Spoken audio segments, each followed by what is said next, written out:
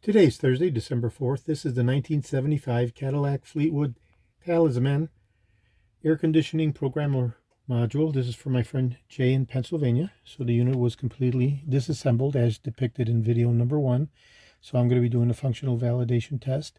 So this is an electro-pneumatic system, and we've had the primary board changed, the continuity board, and the pneumatic electro board, as depicted in video number 1, where we had a bench layout of all the different dissimilar components laid across the bench. And now I'm going to do a functional validation test. And we'll look at the kinematic motion of the unit. I'll go ahead and apply vacuum. And we can see how the board traverses in a arcing motion. The contact board traverses in a contacting motion across the continuity board, and we see that we're holding constant pressure, okay, at 5 pounds. And now I'm going to release to atmosphere, and we'll look at the unit release. Okay, and we've released and relaxed back to atmosphere, and that is the 1975-76 Cadillac AC programming module. This is for my friend Jay in Pennsylvania. I've done both his programming module as well as his in-dash climate controller.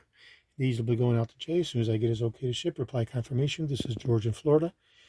I have over 375,000 original vintage parts from 1959 through 1976, all the way through 78 for the Eldorados. I'm best known for my restoration of the Cadillac steering wheels, the tilt and telescopic steering columns, the power seat mechanisms, the instrument clusters, and other critical hard-to-source original vintage Cadillac items, including all the air conditioning, climate control components, such as these AC programming modules, as well as the predecessor AC power servos that preceded it from 1970 and earlier.